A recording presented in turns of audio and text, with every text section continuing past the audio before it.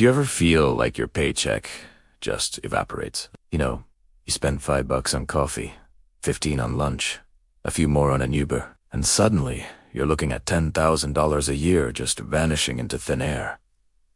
It's crazy, right? This happens because most people don't have a system. They don't have a paycheck routine. Honestly, creating one simple routine changed my entire life. Being intentional with my money in my late teens and early 20s is what made me the first millionaire in my family. So today, I am going to walk you through the 5 exact steps I took every single time I got paid. If you start doing them too, you'll not only save more, you'll actually start building wealth without working any harder.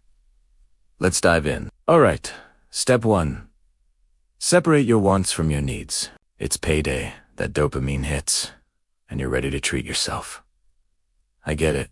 We've all been there. But before you tap that card, just pause. We live in a world where even the basics feel upgraded $7 coffees, $80 dinners, subscriptions for everything.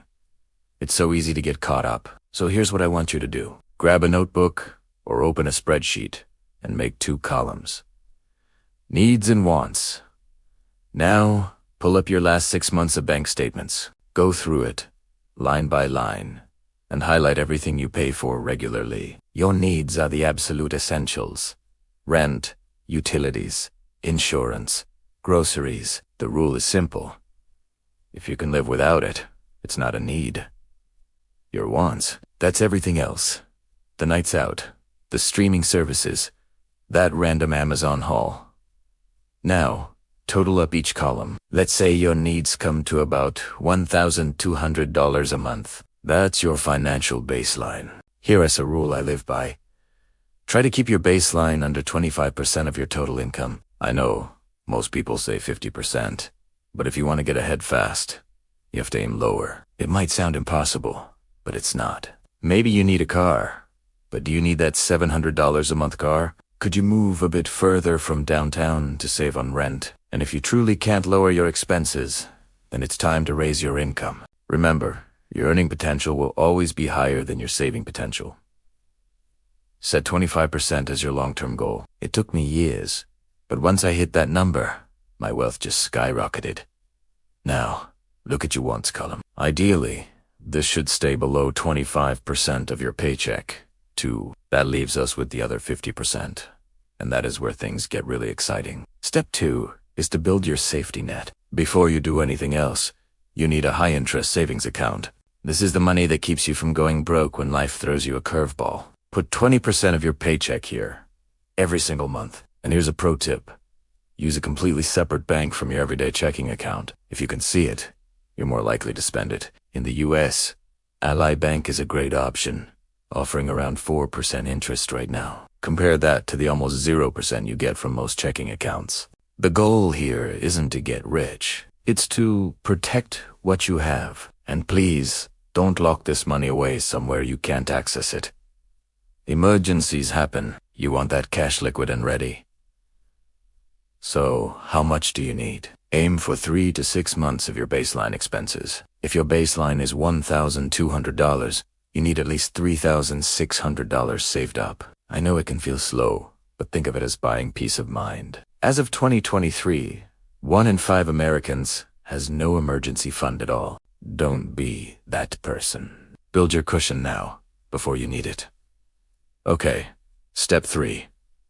Kill high interest. Now that your safety net is in place, let's tackle the real wealth killer. Debt. I'm talking about the nasty stuff's credit cards, payday loans, anything with an interest rate over 10%. Think of it like this. You would unstart a new diet while you have a parasite eating all your nutrients. Right. So why would you try to invest while debt is silently draining your wallet? Paying off high-interest debt is the only guaranteed return you will ever get. Paying off a credit card that is charging you 20% interest is literally like earning a 20% return on your money, tax-free. There are 2 smart ways to do this.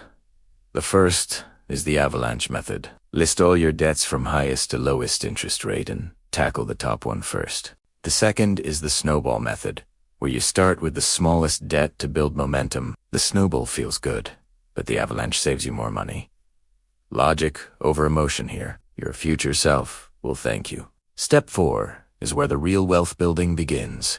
Grow your money, tax-free. The government takes a bite out of almost everything, but one of the smartest legal loopholes is a Roth IRA. This is your secret weapon. You invest money you've already paid taxes on, and when you retire, you can withdraw everything, including all the profits, completely tax-free. In the UK, this is called as stocks and shares. ISOID recommend putting 35% to 40% of your leftover income into a Roth IRA and investing it in a low-cost index fund like the S&P 500 historically.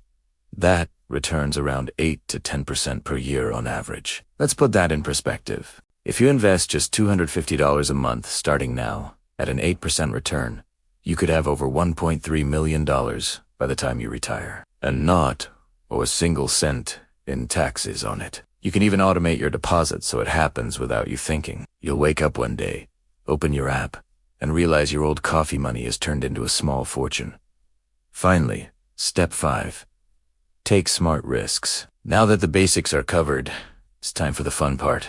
Put 5% to 10% of your paycheck into something with high risk, high reward potential. This could be starting a side hustle, freelancing, or even building a digital product. When you start small, you're forced to get creative, and that's where the real opportunities are. And if you're comfortable with volatility, you could allocate a small slice of this, maybe 5% to cryptocurrency. I personally keep a tiny portion of my portfolio in Bitcoin and Ethereum, not as a gamble, but because I believe in their long-term potential.